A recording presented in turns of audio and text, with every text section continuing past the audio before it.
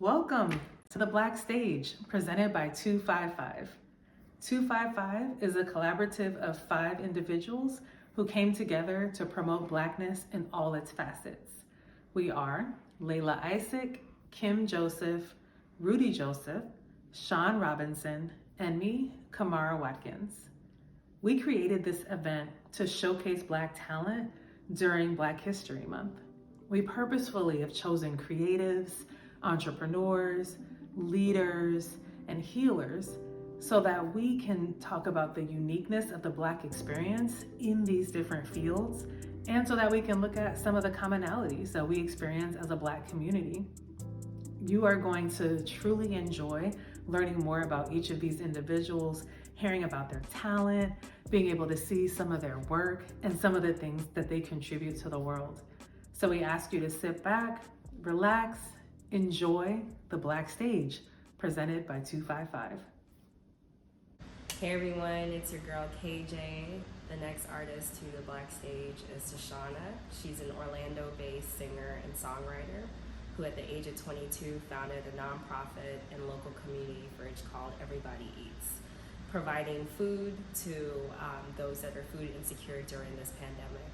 This artist is extremely special to me. She's my ride and fly, she's my baby sister. So now to the one-on-one that I had with Sashauna. Make you want it.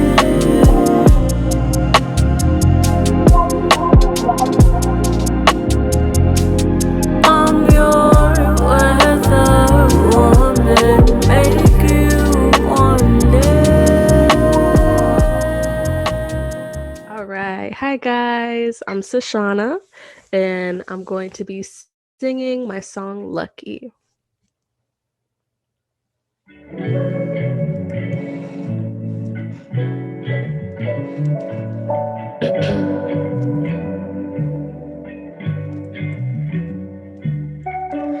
I'm stuck dripping in like since I met you.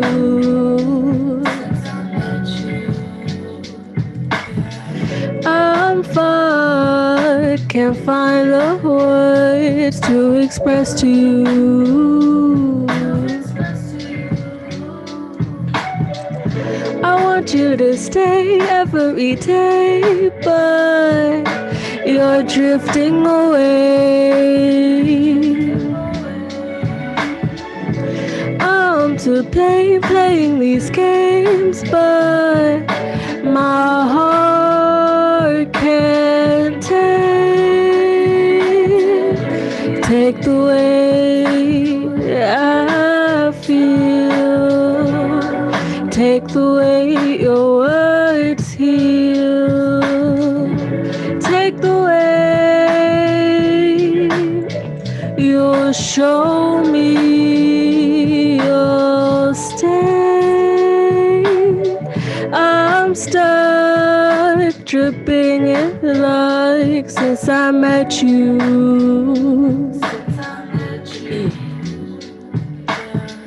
I'm fucked, can't find the words to express to you.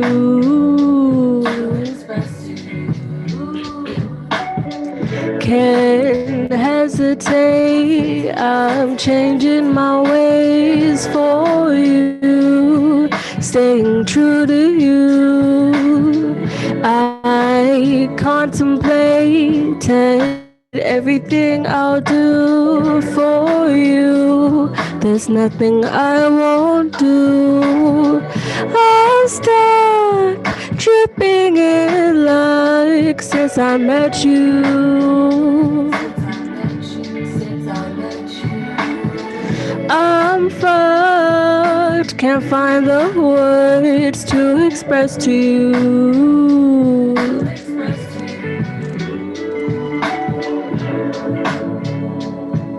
All right, and that's Lucky. Yes, yay. Thank you, Loved sister. it. All right, sis. Well, I heard you, I seen you. All right, sis. Thank you so much for that beautiful performance. You did your thing. Thank you. All right. So, this is the part where we get a little personal. Mm-hmm. I will say that I've been super anxious actually coming into this portion because I never thought in a million years that I'd be interviewing you ever. Like, I mean, I know we talk regularly and we probe each other with, really deep questions on a personal level, but I never in a million years thought I would be doing this and like having this be exposed to everyone. So Mm-hmm. there's always a first. Here we are. All right. So, first question, tell us where you're from. I am from Palm Beach County. You Ooh, know, 561, nah, but 568. but I currently live in Orlando. I've lived here for the past like 5 years. So yeah. Okay. Palm Beach, Orlando. Which one?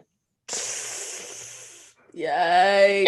I honestly, I'm gonna have to say Orlando only because like this is the city that I was able to become who I am today. So Yeah, yeah, Orlando. that's really special. Mm. So, kind of just give us the background as how you got into your art form. Where do we begin? I remember mommy used to have me take piano lessons, and then I guess I didn't want to take piano lessons anymore, but I guess she realized like I like singing, so she put me in voice lessons. And then I joined the my elementary choir in third grade. It was in second grade. I went up to my music teacher and I was like, I really want to be in the choir, but she wouldn't let me be in it till third grade. So remember, I waited a whole year. Then finally, that first day of school, I was like, okay, so when is like choir practice? Because like I want to do this. And then ever since then, like I started joining like classical music competitions for elementary.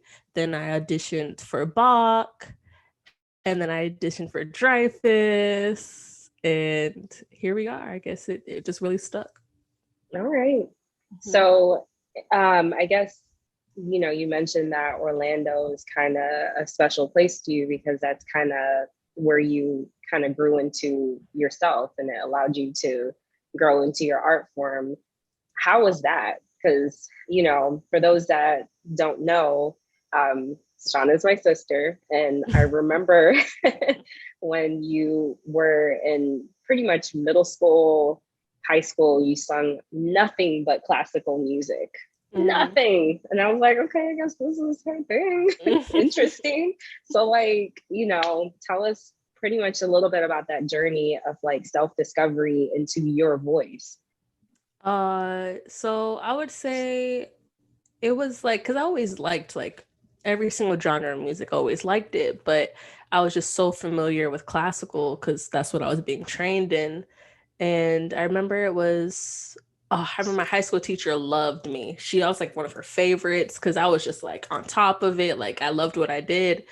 And I remember junior year of high school, I like just checked out. I was like, yeah, I don't know. It doesn't feel personal anymore. Like this isn't the form of music I want to pursue. Like I don't want to sing opera. It's beautiful, but it's not resonating with me.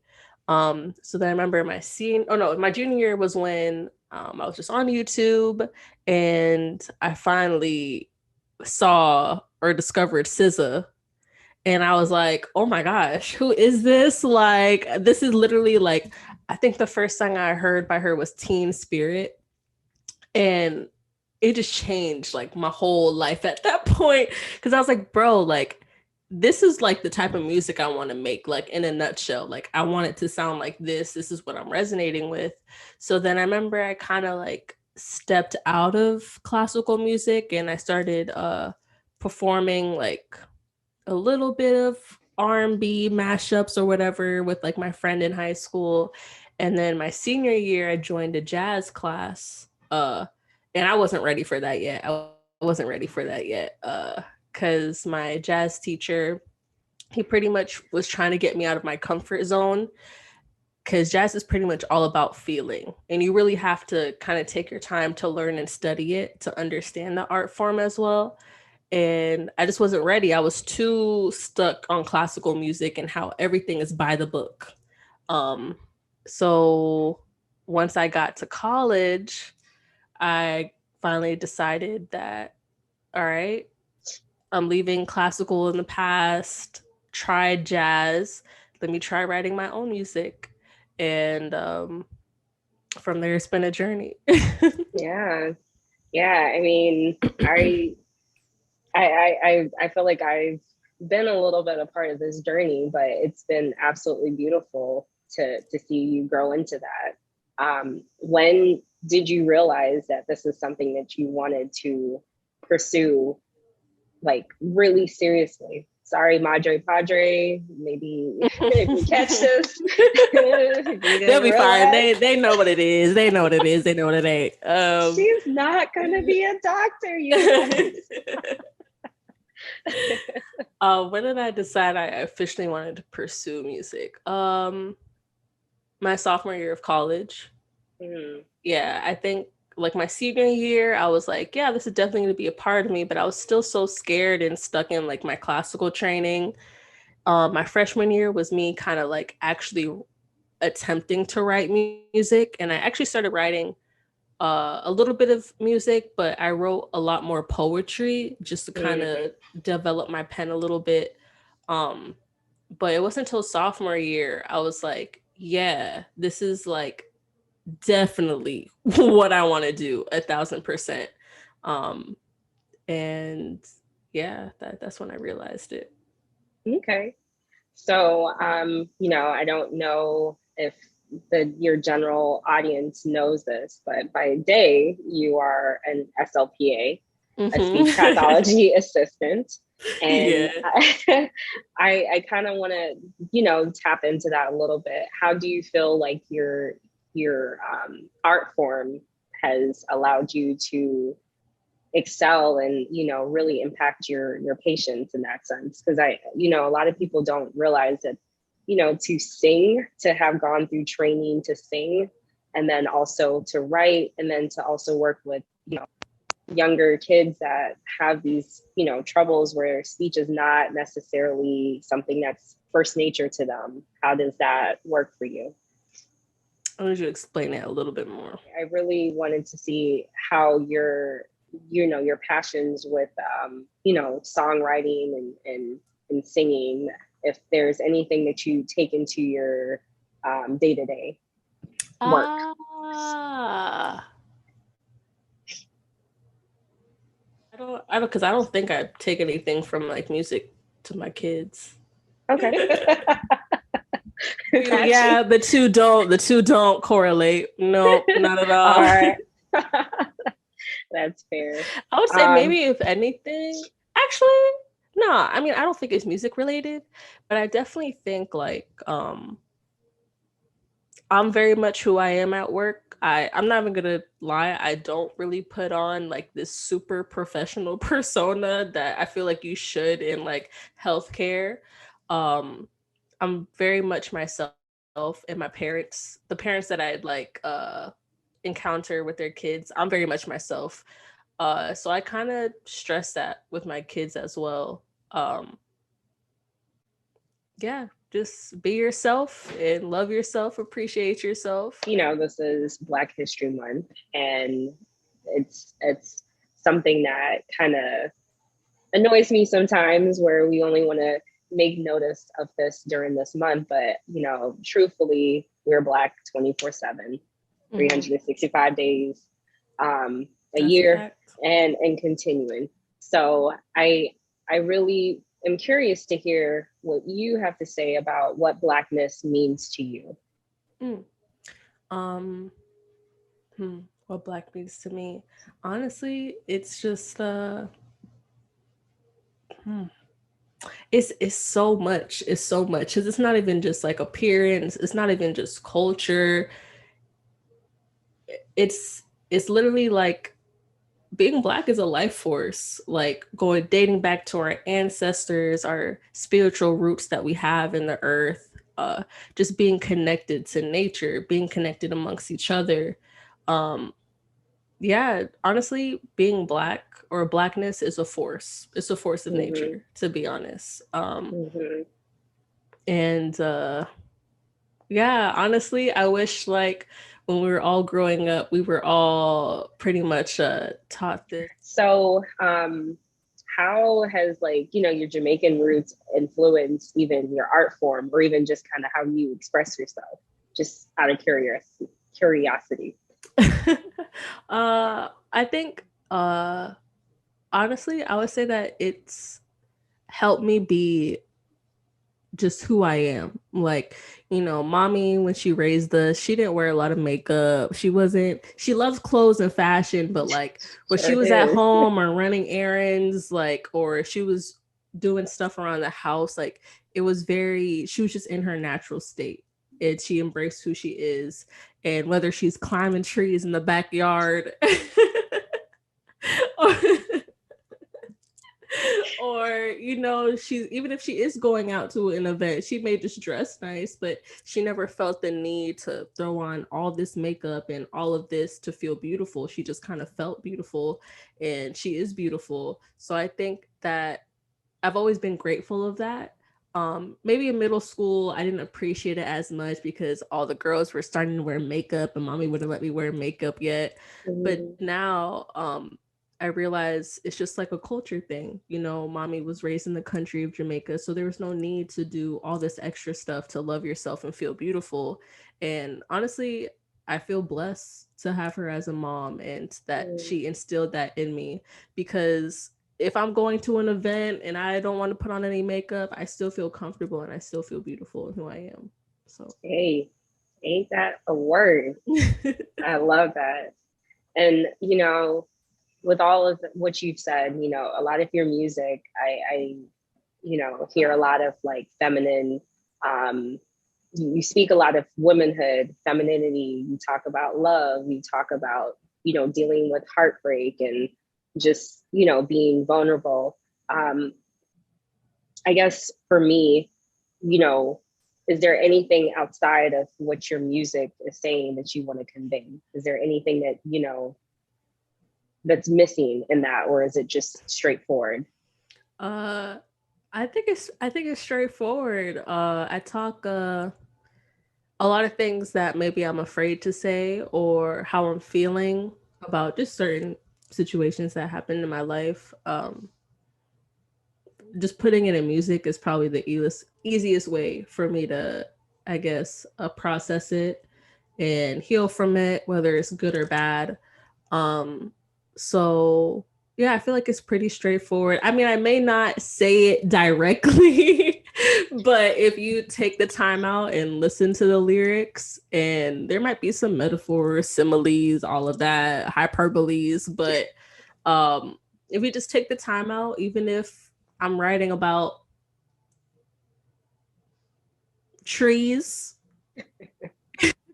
and you're like, I don't know what she's talking about with these trees, I feel like there's also a feeling there of, okay, well, this definitely doesn't feel happy, it feels sad. And then you just take the time out to really just listen and feel it. That's all. All right. So, is there any project that you, or song, or anything that you've written that resonates the most with you? Is there like a piece of work that you love more than the other? Or I know it's kind of like a shirt. I like the shirt today, but you know, tomorrow this other shirt means, you know, fits more of what my mood. Is there Yeah. anything that you love? Ooh, because it's I like know I'm when I asking you to pick read one kid over the next, but you know, no, essentially, but what's it's your favorite child? okay. Because it's like I'll write a song and then I'm like, oh my gosh, this is the best song I've ever written. And then I write the next song and I'm like, dang, the last song was kind of trash. But I would say my current project that will be dropping soon, plug. Um Yikes. I would say, ooh, Jesus' voicemail. I feel like that song does kind of go off a little bit. And I'll probably have to say the last two songs on the project as well. Falling and Trapped, or To All the Boys That Have Ever Loved Me. Yeah. Yeah, she got some fire coming. I mean, I'm still shocked at what I heard at her listening party. So I cannot wait till the rest of the world hears it. So, what drives your passion? Um, Good question. What drives my passion? Um, it's gonna sound so corny, but like I feel like the only answer is really like my heart and my soul. It just feels right. That's a big thing. I mean, to live through that and to fully express yourself, that's a thing I think most adults don't really get the chance to, or they don't allow themselves the chance to. So I think that's absolutely brave to live in that, you know, and to embody that. So I mean, I think everyone's gonna look at this interview and be like, oh, she's just bigging her up the whole time. But yeah, damn right. I am. I sure am. What kind of support have you received from other Black people, whether they're in the industry, same industry as yourself, or just like, you know, fans, spectators? What's that been like? I definitely think I've gotten a lot more support than I thought that I would. But I feel like in anything you're trying to pursue, there's always going to be the people who are like, you know, trying to doubt you or put like negative energy into something. But overall, I feel like I do get a lot of support from the Black community and just like the Orlando community in general. Hmm. I'm kind of curious as to why you're shocked by that. I don't know. Haters gonna hate. I guess I just never really I just never really expected it. Like I don't know, it's a weird feeling and it's a weird thing to see like when people are like blatantly supporting you. It always just Mm, catches me off guard because I'm like, wow, like honestly, I thought it like I was like, I don't know, part of me is like the music I make is cool and I think it's good, but to see other people resonate with it as well or like actually enjoy listening to it and actually know some of the lyrics is like wow to me. mhm. I mean, yeah, of course. I think that when you're doing this, you mentioned before that you do this mainly as a way to kind of like express yourself, you know, and that's kind of how, you know, your music, your work kind of gets formulated. But I mean, do you ever write for a specific audience? Is there something that you know, you want to convey to them, or is it completely therapy for you and you're just like, this is me, I'm gonna put it out and, you know, I'm gonna sit in this? Like, how does that work? I definitely think I think it's 50-50. I think a good portion of it is just therapeutic, just trying to express myself and put myself in my music. But I also think another portion of it is definitely like I want people to resonate with it and to feel Mm-hmm. it and to be like, you know, we all have those times when we're sad or we're happy and we're like, why don't you listen to this song right now? Because like I Mm-hmm. just feel it. Like I also want people to have that moment with my music as well. Like you're going through something tough, you are not alone. I've been Mm-hmm. there, you know, just kind of resonate with it as well. So I think it's 50-50. Okay. Okay. How do you keep yourself inspired? What do you do? Ooh, I'm still trying to figure out that one too. Honestly, I would just say just giving myself time, and I also study other artists' music as well. Like I'll listen to it. If I hear something that I'm like, wow, okay, I need to try this, or like I'll make a mental note, like, oh my gosh, I didn't even know that you could do that. I'm gonna try this in this song with this. Yeah, I definitely study. Um, take bits and pieces of like, oh well, she did a harmony right here. I wonder if I put a harmony here. How just kind of just studying different artists as well to learn. Okay. All Mhm. right. So this is me completely putting you on the spot, but you know, that's what I do. Um, if there could be, actually, it doesn't need to be one person, but if there was one person or a group of people or a bunch of individuals separately that you would like to meet, dead or alive, who would they be and why? All right, here's my list of 20. No, not really. Okay, so We do not have time for that. I definitely think it would be Billie Holiday. Okay.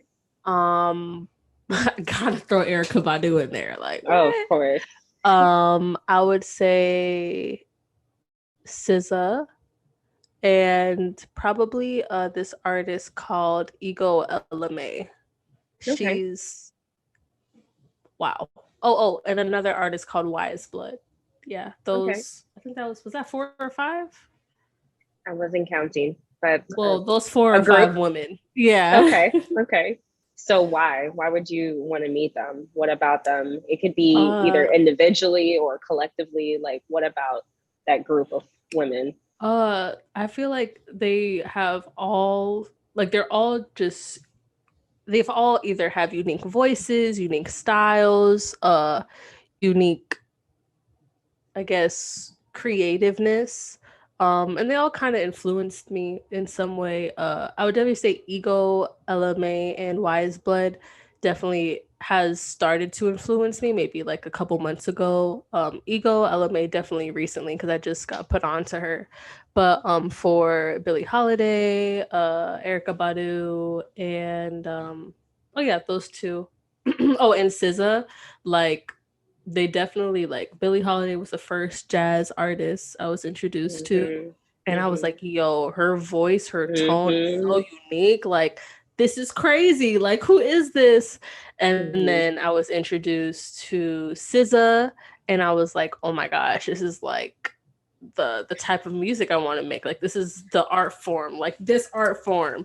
And then I was heard Erica Badu songs throughout my childhood, but it wasn't until my freshman year of college I like actually listened to all of her projects, and I was like, wow.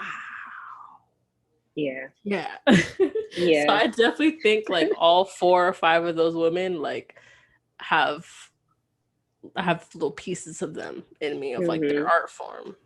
Okay. Okay. Mhm. So I know earlier you mentioned that you have a project coming out. I want you to have this space to actually, put a huge plug out for it. What are we expecting, or what should we expect? So I'm dropping my first EP called Kismet. It should be dropping sometime in March. Fingers crossed if things go smoothly March, if not the month after that, but March is looking very strong and possible. Pretty much Kismet means fate, and this project has transformed like 5 times, and Mm. for me to end up on this song selection, the vision that I had for it, everything just kind of feels right. So I felt like it was the perfect name for it. Um, and honestly, it's just my experiences within the past year and how I've Mm. felt, whether it's about embracing who I am, um, love, heartbreak, going through a rough patch, and I feel like God isn't listening to me. Yeah, 6 songs. It's honestly a short and sweet EP. It's not even longer than 20 minutes, I'm pretty sure, but that's that in a nutshell. All right. That's just, I Mhm. really want you to just let us know how we can follow you. Put it out there. All right, so you guys can follow me on Instagram, SASHAUN.A. You can follow me on all music platforms underneath Sashauna, SASHAUNA. I also have a TikTok. So if you want to follow me on TikTok, I'm on there too. I just recently started posting videos on there, but it's underneath my name, Sashauna. You And yeah. dancing on there? I cannot dance, so I will not be a part of the dancing culture of TikTok, but I'll be part of like the transitions, like in the pajamas. I'm like, oh look, she's a baddie. And then I post a little bit of music on there too. So Okay. You ain't gonna tell them about your Twitter? no, we're not gonna enter the Twitter. They might be like, who is this person? That's completely fair. Well, Sashana, again, I want to thank you for coming and sitting down with me. This is our second annual Black Stage. It means the absolute world for me to be not only having you a part of this, because you were not only a crowd favorite, but you're my favorite. Lady. We're only nice to each other on certain occasions. I think I met my quota for the year. So. But on some serious note, we really do appreciate it. It's super special, nerve-wracking. It's weird, interviewing your sister on a public set. But I really do appreciate you taking the time and chopping it up with me for our second annual Black Stage. So thank you. Yeah, no problem. And thank you so much for having me. Okay, the tunes. Thank you. You too. We back and better.